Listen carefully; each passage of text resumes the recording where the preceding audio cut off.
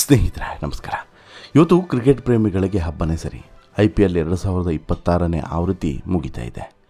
ಕೊನೆಗೂ ಕೂಡ ಈ ಆವೃತ್ತಿಯಲ್ಲಿ ಕಪ್ ಗೆಲ್ಲೋರು ಯಾರಪ್ಪ ಅಂತ ಹೇಳಿಬಿಟ್ಟು ಕುತೂಹಲ ಮನೆ ಮಾಡಿದೆ. ಈ ಸಲನೂ ಕೂಡ ಕಪ್ ನಮ್ಮದೇ ಅಂತ ಹೇಳಿಬಿಟ್ಟು RCB ಆಟಗಾರರು ಮತ್ತು ಬೆಂಬಲಿಗರು ಹೇಳ್ತಾ ಇದ್ದರೆ, ಮತ್ತೊಂದು ಕಡೆ ಇಲ್ಲ, ಈ ಸಲ ಕಪ್ಪು ಮತ್ತೊಮ್ಮೆ ನಾವೇ ಹೊಡೆಯೋದು ಅಂತ ಹೇಳಿಬಿಟ್ಟು GT ಗುಜರಾತ್ ಟೈಟನ್ಸ್ನ ಆಟಗಾರರು ಮತ್ತು ಅಭಿಮಾನಿಗಳು ಹೇಳ್ತಾ ಇದ್ದಾರೆ. ಒಂದು ಕಡೆ ರಜತ್ ಪಾಟಿದಾರ್ ಅವರ ಟೀಮು, ಮತ್ತೊಂದು ಕಡೆ ಶುಭ್ಮನ್ ಗಿಲ್ ಅವರ ಟೀಮು. ಈ ಎರಡೂ ಟೀಮ್ಗಳ ಬಲಾಬಲ ಒಂದು ಕಡೆ ಆದರೆ, ಮತ್ತೊಂದು ಕಡೆ 2 ಸಲ ಕಪ್ ಗೆದ್ದಂತಹ ಸಾಧನೆಯನ್ನು ಈಗ RCB ಮಾಡುತ್ತಾ ಈ ಸಲ ಅನ್ನುವಂಥದ್ದು ಈಗಿರುವಂಥ ಕುತೂಹಲ. ಹಾಗಾದರೆ ಎರಡೂ ತಂಡಗಳ ಬಲಬಲ ಹೇಗಿದೆ, ಯಾವ್ಯಾವ ತಂಡದ ಪ್ಲಸ್ ಏನು ಮೈನಸ್ ಏನು, ಜೊತೆಗೆ ಏನಾಗ್ಬೋದು ರಿಸಲ್ಟ್ ಹೇಳ್ತಾ ಹೋಗ್ತೇನೆ. ಅದಕ್ಕಿಂತ ಮುಂಚೆ ನೀವಿನ್ನೂ ಕೂಡ ನಮ್ಮ ಚಾನಲನ್ನು ಸಬ್ಸ್ಕ್ರೈಬ್ ಮಾಡಿಲ್ಲ ಅಂದರೆ ದಯವಿಟ್ಟು ಕೂಡಲೇ ಸಬ್ಸ್ಕ್ರೈಬ್ ಮಾಡಿ ಸ್ನೇಹಿತರೆ. Indian premier league IPL T20 ಕ್ರಿಕೆಟ್ನ ಟೂರ್ನಿಯ ಫೈನಲ್ ಪಂದ್ಯಾವಳಿ ಇವತ್ತು ಭಾನುವಾರ ನಡೆಯಲಿದೆ. ಈ ಹೈ ವೋಲ್ಟೇಜ್ ಪಂದ್ಯದಲ್ಲಿ ಹಾಲಿ ಚಾಂಪಿಯನ್ ಆಗಿರುವಂತಹ royal Challengers Bengaluru Gujarat Titans ತಂಡವನ್ನು ಈಗಾಗಲೇ ಎದುರಿಸುವಂಥ ಸಿದ್ಧತೆಯನ್ನು ಮಾಡಿಕೊಂಡಿದೆ. ಅಹಮದಾಬಾದ್ನ ನರೇಂದ್ರ ಮೋದಿ ಸ್ಟೇಡಿಯಂನಲ್ಲಿ ನಡೆಯಲಿರುವಂಥ ಫೈನಲ್ ಪಂದ್ಯದಲ್ಲಿ ರಜತ್ ಪಾಟಿದಾರ್ ಬಳಗ ಸತತ 2ನೇ ಬಾರಿಗೆ ಟ್ರೋಫಿಯ ಮೇಲೆ ಕಣ್ಣನ್ನು ಇಟ್ಟಿದೆ. ಅತ್ತ ಶುಭ್ಮನ್ ಗಿಲ್ ಗುಜರಾತ್ ಟೈಟನ್ಸ್ 2ನೇ ಸಲ ಕಪ್ಪನ್ನು ಗೆಲ್ಲಬೇಕು ಅನ್ನುವಂತಹ ಒಂದು ತಂತ್ರಗಾರಿಕೆಯನ್ನು ಮಾಡ್ತಾ ಇದ್ದಾರೆ. ಇನ್ನು ಟೂರ್ನಿಯ ಉದ್ದಕ್ಕೂ ಕೂಡ ಹೈರಿಸ್ಕ್ ಮತ್ತು ದಿಟ್ಟ ಆಟಕ್ಕೆ ಹೆಸರುವಾಸಿಯಾಗಿರುವಂಥ RCB ಫೈನಲ್ನಲ್ಲಿ ಗೆಲ್ಲೋದಕ್ಕೆ ಸಮಯೋಚಿತವಾದಂತಹ ಮತ್ತು ಸಂಯಮದಿಂದ ಕೂಡಿದಂತಹ ಟೈಟನ್ಸ್ ಸವಾಲನ್ನು ಮೆಟ್ಟಿ ನಿಲ್ಲಬೇಕಾಗಿದೆ. ಮೇಲ್ನೋಟಕ್ಕೆ ಹಾಲಿ ಚಾಂಪಿಯನ್ RCB ಸತತ 2ನೇ ಸಲ ಪ್ರಶಸ್ತಿಯನ್ನು ಗೆಲ್ಲುವಂಥ ನೆಚ್ಚಿನ ತಂಡ ಅಂತೇಳಿ ಕರೆಸಿಕೊಂಡಿದೆ. ನಾಯಕ ರಜತ್ ಅವರಿಂದ ಹಿಡಿದು ಐಕಾನ್ ಆಟಗಾರ ವಿರಾಟ್ ಕೊಹ್ಲಿ ಸೇರಿದಂತೆ ತಂಡದ ಎಲ್ಲ ಆಟಗಾರರು ನಿರ್ಭೀತಿಯಾದಂಥ ಆಟ ಯಶಸ್ಸಿಗೆ ಕಾರಣ ಆಗಬೇಕು ಅನ್ನುವಂತಹ ತಂತ್ರಗಾರಿಕೆಯನ್ನು ಮಾಡಿಕೊಂಡಿದ್ದಾರೆ. ಕೆಲವೊಮ್ಮೆ ಇದೇ ಹೈರಿಸ್ಕ್ ಆಟಗಾರರಿಂದ ಸಂಕಷ್ಟಕ್ಕೆ ಒಳಗಾಗಿದ್ದೂ ಕೂಡ ಇದೆ. ವಿರಾಟ್ ಕೊಹ್ಲಿ, ದೇವದತ್ ಪಡಿಕ್ಕಲ್, ಟಿಮ್ ಡೇವಿಡ್, ವೆಂಕಟೇಶ್ ಅಯ್ಯರ್ ಸೇರಿದಂತೆ ಬ್ಯಾಟಿಂಗ್ ವಿಭಾಗ ಎದುರಾಳಿಗಳ ಪಡೆಯನ್ನು ಧೂಳಿಪಟ ಮಾಡುವಂಥ ಸಾಮರ್ಥ್ಯವನ್ನು ಹೊಂದಿದೆ. ಇನ್ನು ಪಿಚ್ಗಳ ಸ್ವರೂಪವಾಗಲಿ ಅಥವಾ ಎದುರಾಳಿಗಳ ಬೌಲಿಂಗ್ ತಂತ್ರಗಳಾಗಲಿ ಇವರ ಆಕ್ರಮಣಕಾರಿ ಬ್ಯಾಟಿಂಗ್ ಶೈಲಿಯ ಮೇಲೆ ಯಾವುದೇ ಪರಿಣಾಮ ಬೀರಲು ಸಾಧ್ಯವೇ ಇಲ್ಲ. ಈ ಬಾರಿಯೂ ಕೂಡ IPL ಆವೃತ್ತಿಯಲ್ಲಿ RCB ತಂಡದಷ್ಟು ಬೇರೆ ಯಾವುದೇ ತಂಡವೂ ಕೂಡ ಅತಿ ಹೆಚ್ಚು ಬಾರಿ 200 ರನ್ಗಳ ಗಡಿಯನ್ನು ದಾಟಿಲ್ಲ. ಕಳೆದ 2 ಆವೃತ್ತಿಗಳಿಂದ ರಜತ್ ಪಾಟಿದಾರ್ ಅವರ ಶಾಂತಚಿತ್ತತೆಯ ನಾಯಕತ್ವ RCB ತಂಡಕ್ಕೆ ನೆಚ್ಚಿನ ಒಂದು ಗೆಲುವನ್ನು ಅಥವಾ ಸಮತೋಲನವನ್ನು ತಂದುಕೊಟ್ಟಿದೆ. ಮಾಜಿ ನಾಯಕರಾದಂಥ ಕೊಹ್ಲಿ ಮತ್ತು ಡುಪ್ಲೆಸಿ ಇವರ ಹೆಚ್ಚು ಸಪೋರ್ಟು, ಜೊತೆಗೆ ಎಲ್ಲೆಲ್ಲಿ ಏನೇನು ಬದಲಾವಣೆಗಳನ್ನು ಮಾಡಬೇಕು ಅನ್ನೋಂಥ ಸಲಹೆಗಳು ಇಲ್ಲಿ ತುಂಬ ಕೆಲಸ ಮಾಡ್ತಾಯಿದೆ. 32 ವರ್ಷದ ಈ ಆಟಗಾರನ ಜವಾಬ್ದಾರಿಗಳು ನೋಡ್ತಾರೆ, ಇದರಲ್ಲಿ ಸ್ಪಷ್ಟವಾಗಿ ಕಾಣಿಸ್ತದೆ ಯಾರ್ದು ರಜತದ. ಇನ್ನು ತಂಡದ ಅನುಭವಿ ಸೂಪರ್ ಸ್ಟಾರ್ಗಳು ಮತ್ತು ಯುವ ಆಟಗಾರರು ನಿರಾಳವಾಗಿರುವಂತೆ ಈ ರಜತ್ ತೆಗೆದುಕೊಳ್ಳುವಂಥ ಕೆಲವೊಂದಷ್ಟು ನಿರ್ಧಾರಗಳು ಮಾಡಿಬಿಡ್ತವೆ.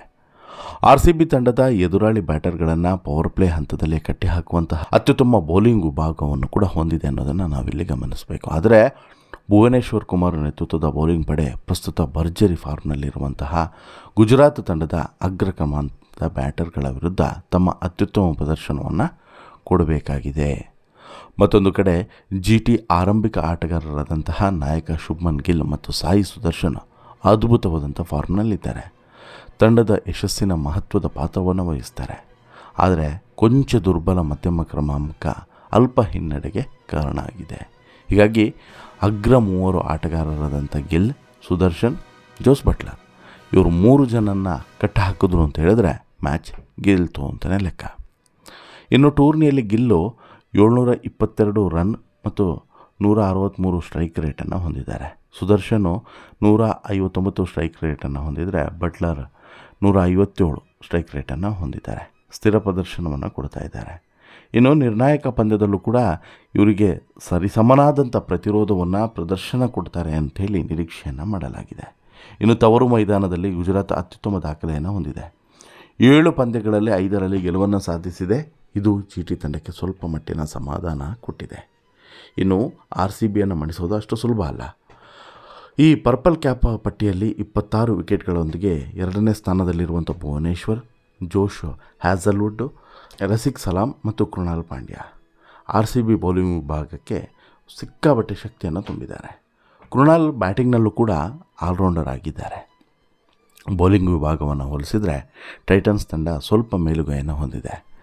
ಇವೆಲ್ಲದರಲ್ಲೂ ಕೂಡ RCBಯ ಬ್ಯಾಟಿಂಗ್ ಕ್ರಮಾಂಕ ಮಟ್ಟಿಗೆ ಒಂದು ಹೆಚ್ಚಿಗೆನೇ ಪಾಯಿಂಟ್ ಬಂದೇ ಬರ್ತದೆ.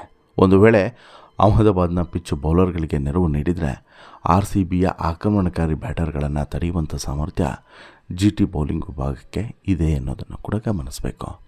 ಪ್ರಸ್ತುತ 28 ವಿಕೆಟ್ಗಳೊಂದಿಗೆ ಪರ್ಪಲ್ ಕ್ಯಾಪ್ ರೇಸ್ನಲ್ಲಿ ಮುಂಚೂಣಿಯಲ್ಲಿರುವಂತಹ ರಬಾಡಾ, ಮೊಹಮ್ಮದ್ ಸಿರಾಜ್, ರಶೀದ್ ಖಾನ್, ಹೋಲ್ಡರ್ ಮತ್ತು ಪ್ರಸಿದ್ಧ ಕೃಷ್ಣ ಉತ್ತಮ ಲಯದಲ್ಲಿದ್ದಾರೆ. ಈ ಪೈಕಿ ರಬಾಡಾ ಮತ್ತು ಸಿರಾಜ್ ಅತ್ಯಂತ ಪರಿಣಾಮಕಾರಿ ಅಂತಲೂ ಕೂಡ ಅನಿಸ್ಕೊಂಡಿದ್ದಾರೆ.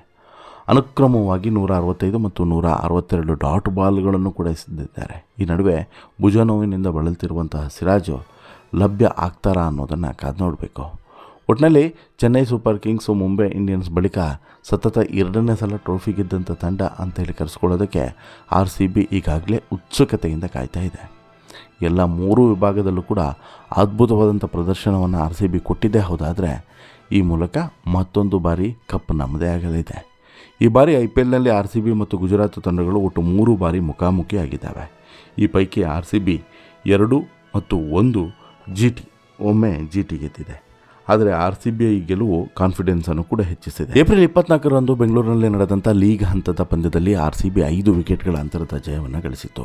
ಕೊಹ್ಲಿ 81 ರನ್ಗಳ ಅಮೋಘ ಇನ್ನಿಂಗ್ಸನ್ನು ಕಟ್ಟಿದರು.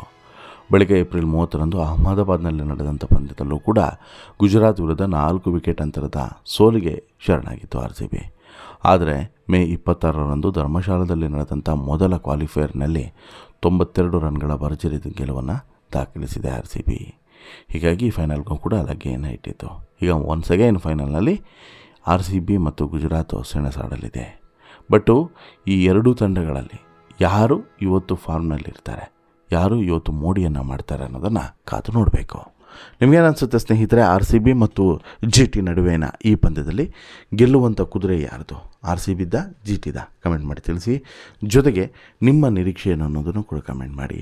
ಹಾಗೆಯೇ RCBಗೆ ಆಲ್ ದ ಬೆಸ್ಟ್ ಅಂತೇಳಿ ಹೇಳೋಣ ಅಂತೇಳಿ ಹೇಳ್ತಾ ಈ ಬಾರಿನೂ ಕಪ್ ನಮ್ಮದೇ ಆಗಲಿ. ಧನ್ಯವಾದ.